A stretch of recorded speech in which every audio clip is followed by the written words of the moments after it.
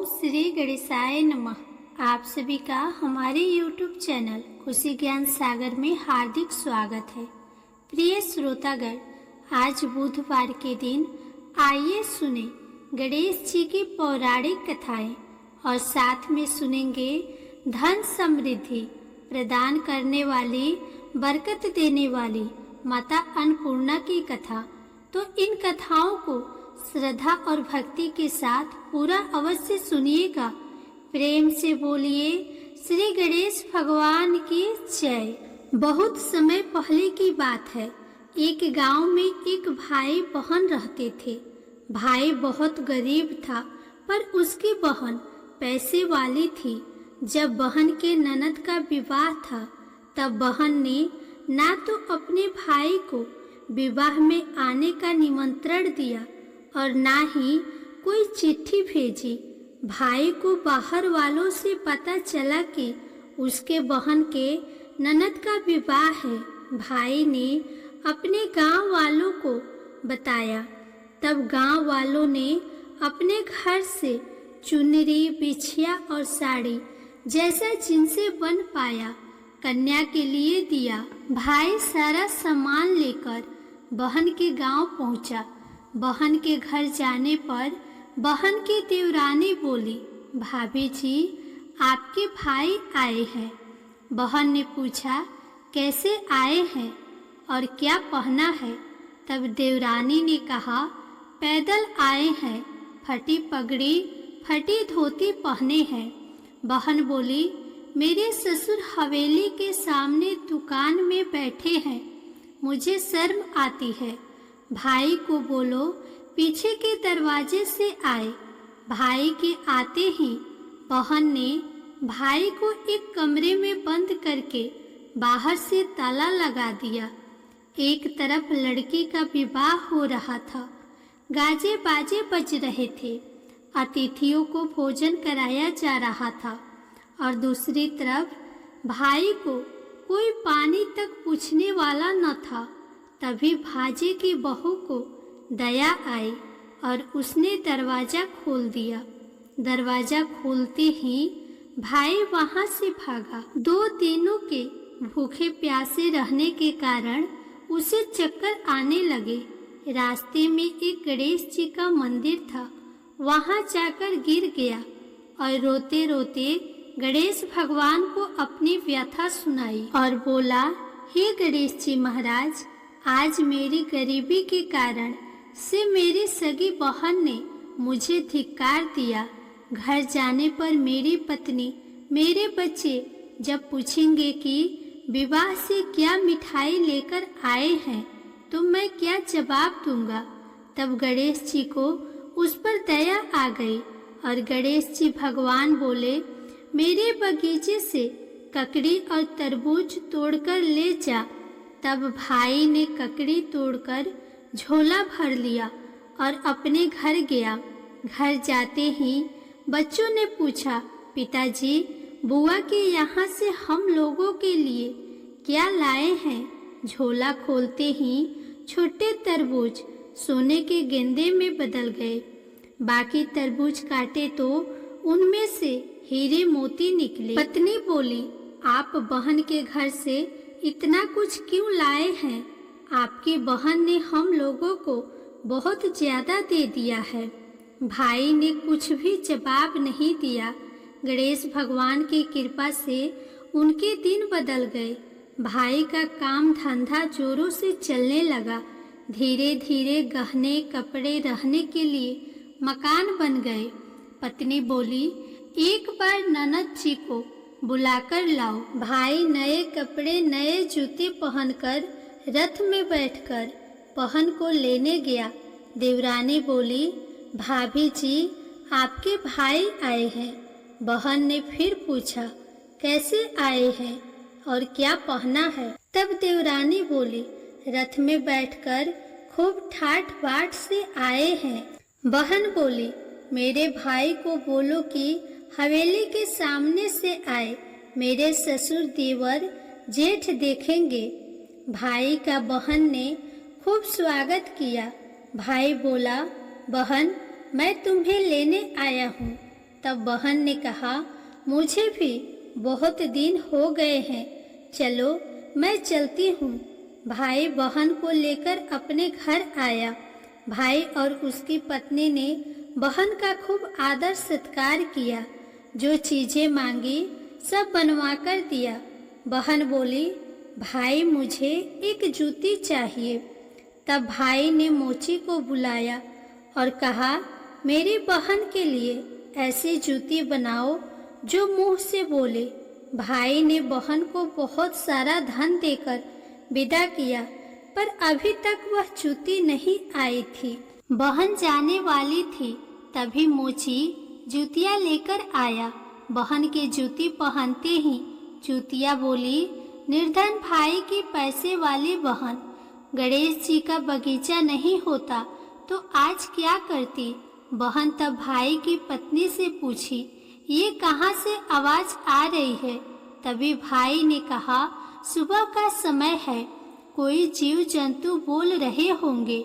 भाई ने घोड़े गाड़ी को जल्दी जाने को कहा।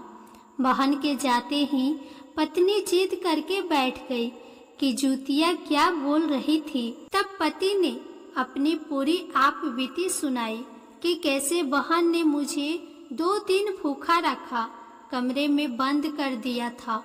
भांजे की बहू ने दरवाजा खोला, तब मैं बाहर आया और गणेश जी के शरण में जा पहुंचा। गणेश जी की कृपा से हमारे दिन बदले हैं। उसने अपनी पत्नी को सारी बात बताई। तब पत्नी बोली, अगर मुझे मालूम होता तो मैं आपकी बहन को कुछ नहीं देती। मेरा दिया हुआ सब कुछ वापस लेकर आओ। तब पति बोला, गणेश भगवान ने हमें सब दिया है। अगर वह मुझे भूखा प्यासा कमरे में बंद नहीं करते तो मैं गणेश भगवान के मंदिर में क्यों जाता। क्या मैं गणेश जी को अपना दुखड़ा सुनाता। तुम अपना मन मैला मत करो। अपने पर तो गणेश जी की कृपा है और किस चीज की कमी है। फिर दोनों गणेश जी के आगे झुककर प्रणाम करते हैं और जयकारा लगाया। हे गणेश जी महाराज, जैसी कृपा आपने गरीब भाई पर करी, वैसे ही अपने सभी भक्तों पर अपनी कृपा बनाए रखना। तो प्रेम से बोलिए श्री गणेश महाराज की जय। अब आइए गणेश जी महाराज की अगली पौराणिक कथा सुनते हैं। एक बार देवी तुलसी विवाह हेतु वर ढूंढने के लिए तीर्थ यात्रा पर निकली थी और ढूंढते ढूंढते वह गंगा किनारे पर पहुंच गई। उस वक्त गणेश भगवान गंगा किनारे तप कर रहे थे। उन्हें देखते ही देवी तुलसी उन पर मोहित हो गई और उनके मन में गणेश भगवान से विवाह की इच्छा उत्पन्न हुई। फिर देवी तुलसी ने गणेश जी के पास जाकर उनका ध्यान भंग कर दिया। आंखें खोलने के बाद गणेश भगवान के सामने देवी तुलसी खड़ी थी, लेकिन सामने एक स्त्री है, इसलिए अपने क्रोध को नियंत्रण में रखकर गणेश भगवान ने पूछा, आप कौन है देवी और मेरा ध्यान भंग करने का क्या कारण है। जवाब में देवी तुलसी ने अपने परिचय के साथ गणेश जी से विवाह की बात कर ली। उत्तर में गणेश जी बोले, देवी मैं ब्रह्मचारी हूँ, उस वजह से मैं विवाह नहीं कर सकता। अपने विवाह प्रस्ताव के लिए ना सुनने के बाद देवी तुलसी क्रोधित हो गई और उन्होंने गणेश जी को श्राप दे दिया कि उनका ब्रह्मचर्य टूटेगा और उनके 2 विवाह होंगे। इस बात पर गणेश भगवान भयंकर क्रोधित हो उठे, क्योंकि एक तो वह स्त्री है, इसलिए ध्यान भंग करने पर भी गणेश जी ने कुछ नहीं कहा और इतनी विनम्रता से बात करने पर भी उन्हें श्राप दिया गया। फिर गणेश जी ने भी देवी तुलसी को श्राप दिया कि तुम्हारा विवाह शंखचूड़ नाम के असुर के साथ होगा। एक देवी होकर भी उनका विवाह एक राक्षस से होगा। ये जानकर देवी तुलसी विचलित हो गई और विनायक जी से इस कठोर श्राप से मुक्ति दिलाने की क्षमा याचना करने लगी। फिर गणेश जी को तुलसी देवी पर दया आ गई।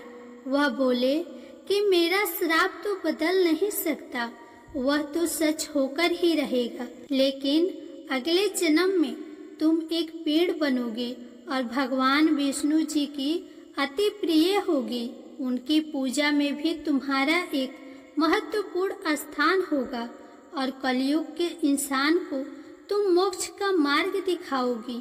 लेकिन तुमने मेरा तप भंग किया है और मुझे ब्रह्मचारी होकर भी 2 विवाह का श्राप दिया है, इसलिए मेरी किसी भी प्रकार की पूजा में तुम निषिद्ध होगी। इस प्रकार देवी तुलसी गणेश भगवान की पूजा में निषिद्ध हो गई। तो प्रेम से बोलिए श्री गणेश जी महाराज की जय। अब आइए सुनते हैं गणेश जी की विवाह की कथा। गणेश भगवान का मुख हाथी का है और एक दांत टूटा हुआ है। इन्हीं 2 कारणों की वजह से उनका विवाह नहीं हो पा रहा था। इस बात से गणेश महाराज अक्सर नाराज रहा करते थे। एक दिन एक देवता के आग्रह पर विनायक जी उनके विवाह में अपनी उपस्थिति दर्शाने गए थे। विवाह स्थल पर पहुंचने के बाद कुछ देवताओं ने मिलकर गणेश भगवान का समय पर विवाह न होने के कारण उपहास किया, जिससे गणेश जी बहुत ही अधिक नाराज हो गए। उसी दिन उन्होंने ठान लिया कि जब तक मेरा विवाह नहीं होता तब तक मैं किसी भी देवता का विवाह होने नहीं दूंगा। गणेश भगवान के पास विवाह और अन्य संदेश लाने का काम उनके प्रिय वाहन मूषक राज करते थे। अब मूषक राज जब भी किसी देवता के विवाह का समाचार लाते तब गणेश जी उसे आदेश देते और मूषक राज अपनी सेना के साथ जाकर उस विवाह के मंडप को गिराकर तहस नहस करते एवं बारातियों को भी भगा देते। इस तरह गणेश जी और मूषक राज की मिली भगत की वजह से किसी भी देवता का विवाह नहीं हो रहा था। गणपति जी के व्यवहार से तंग आकर सभी देवी देवता भगवान शिव और माता पार्वती जी के पास पहुंच गए और इस विराट समस्या का समाधान मांगने लगे। भगवान शिव और माता पार्वती ने कहा कि इसका हल तो आपको केवल ब्रह्मा जी के पास ही मिल सकता है।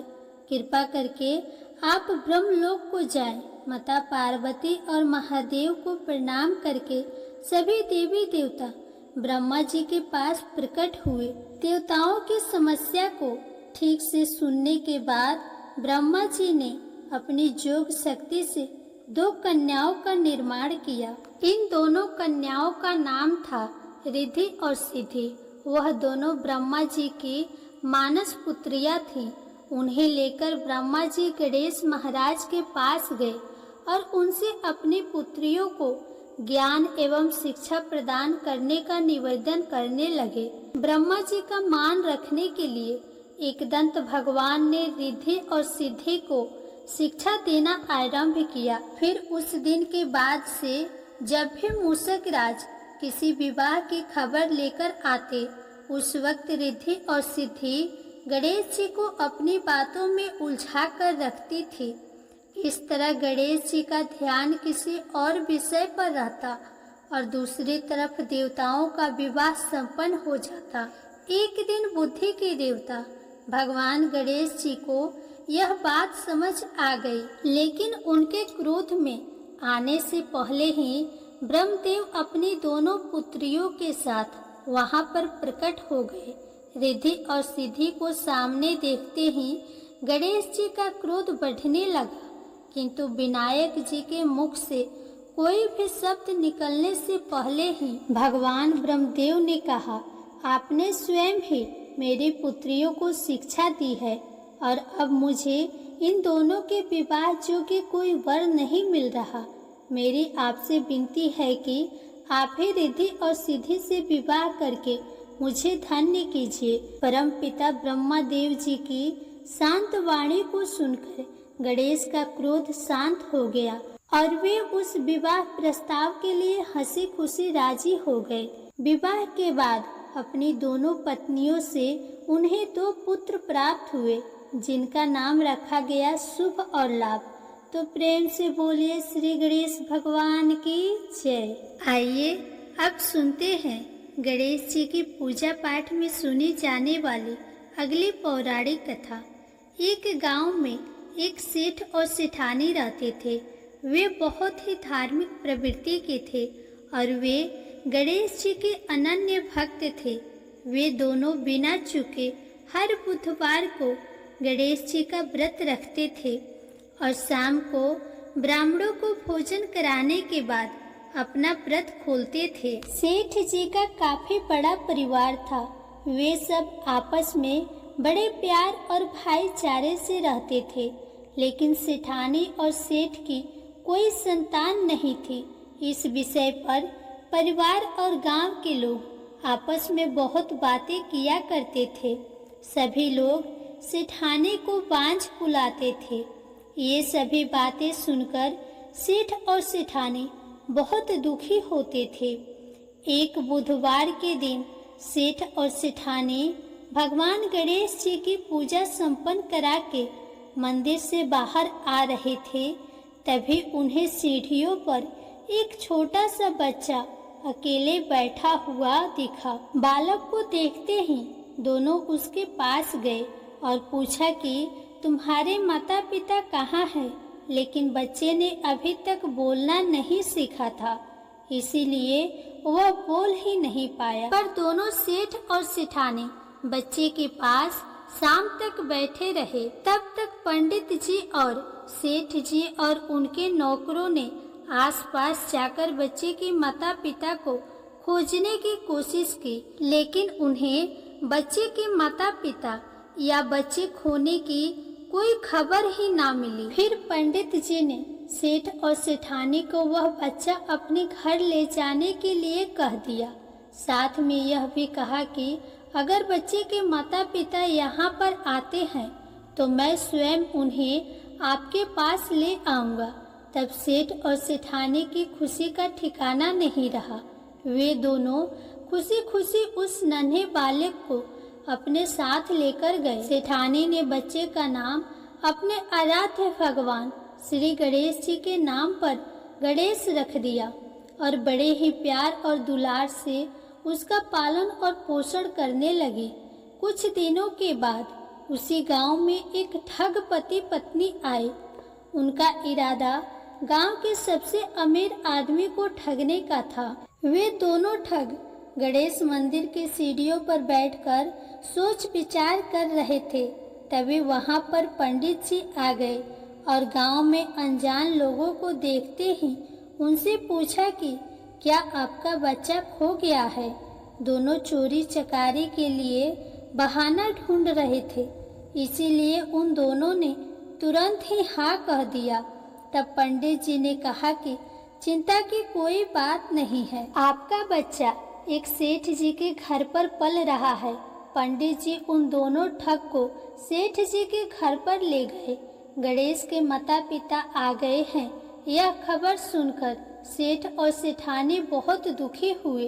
सेठ जी ने उन दोनों पति पत्नी को एक रात के लिए अपने अतिथि गृह में ठहराया।